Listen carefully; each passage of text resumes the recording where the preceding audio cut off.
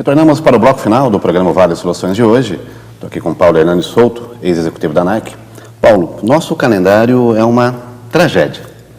Mesmo o calendário do futebol argentino acompanha o europeu, acho que os outros países da América do Sul procuram também se adequar.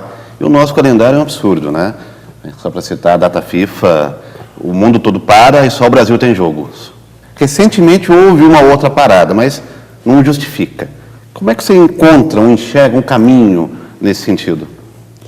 Olha só, isso tem que ser revisto por parte dos clubes e da CBF. Assim, o calendário interferir numa convocação de seleção é o menor dos problemas. O problema é financeiro.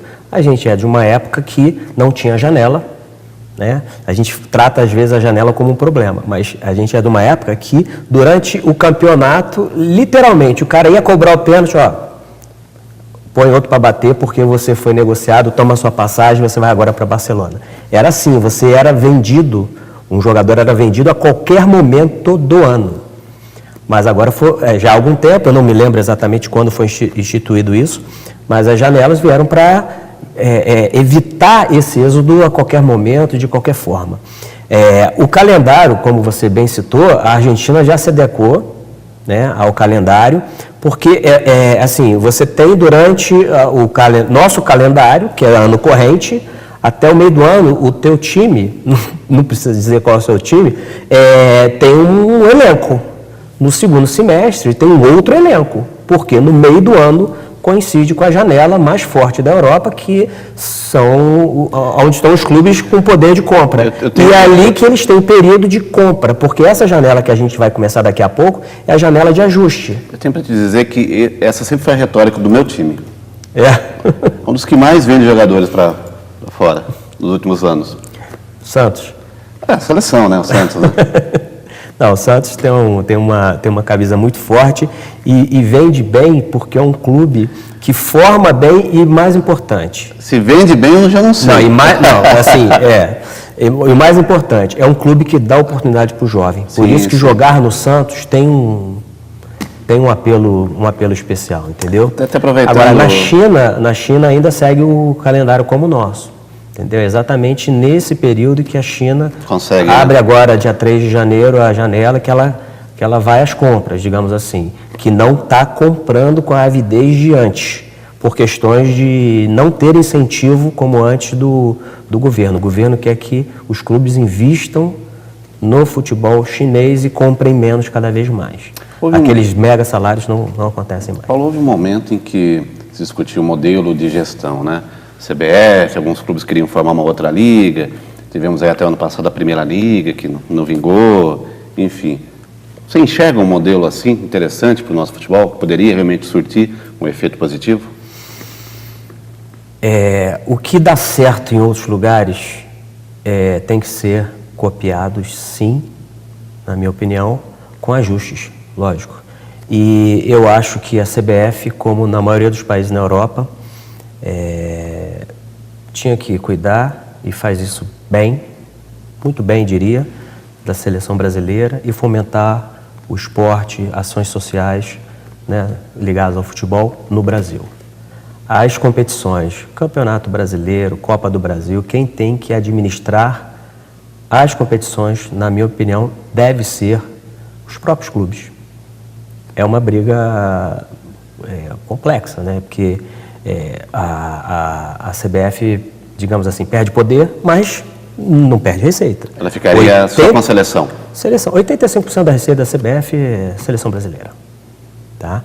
Então, cuidar das competições, os próprios clubes têm competência para isso. Houve um ensaio disso lá atrás, que foi uma coisa, não foi planejada, foi por conta até da própria CBF que se julgou incapaz de gerir o campeonato daquele ano, que foi a criação do clube que ia ser clube dos 12, entrou mais um clube, se não me engano foi o Curitiba, né? Que foi campeão brasileiro de aí foi criado o clube dos 13, que depois entraram mais, mas o nome foi mantido.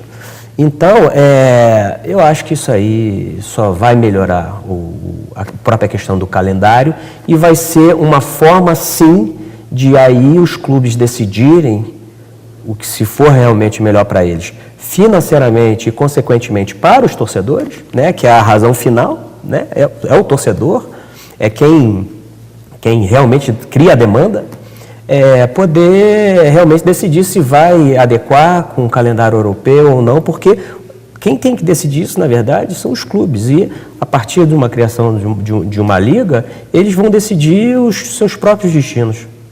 Eu acho interessante esse formato, essa ideia, se a gente realmente conseguir, se os clubes conseguissem caminhar nesse sentido. Mas eu te pergunto, os nossos dirigentes estão maduros para isso? Ou você acha que teremos alguns rachas? Não cabe aqui detalhar, mas a gente ainda tem em alguns clubes, né, esse amadorismo que você citou, por questões políticas, né, de quem apoiou quem, você acaba naquela gestão, você coloca como o administrador num determinado setor, não o melhor naquela função, mas um cara que alguém indicou porque apoiou na eleição. Ainda tem esse viés político no futebol? Tem, claro, em alguns clubes mais do que outros, mas isso está diminuindo. Os clubes, de uma maneira geral, eles estão se profissionalizando cada vez mais. Tomara. Paulo, só para a gente finalizar, nós sabemos que você conhece muito sobre futebol e também esportes no Brasil. Você sabe que aqui na casa tem um time de voleibol, com vários campeões olímpicos, que é o time da Funvic. Então, rapidamente, eu queria que você falasse um pouquinho do que você acha dessa experiência de juntar vôlei e uma fundação universitária por trás. Olha só, há pouco eu estava falando com um amigo, ele contando um episódio familiar de sobrinhas que foi para um outro país e lá as possibilidades de prática de esporte, e coincidentemente é vôlei, são diversas. Aqui no Brasil você não vê isso. Qualquer iniciativa ligada ao esporte, vamos ver o que nos espera aí, né, nessa nova gestão aí do Brasil, em relação a políticas públicas voltadas ao esporte. Agora, uma iniciativa dessa, que é privada, né, fomentando o esporte, vôlei, basquete, não só o futebol, porque o futebol ele tem meio que vida própria, né? Sim. É uma coisa que se desenrola com mais facilidade. Agora, vocês estão de parabéns, porque isso é fantástico.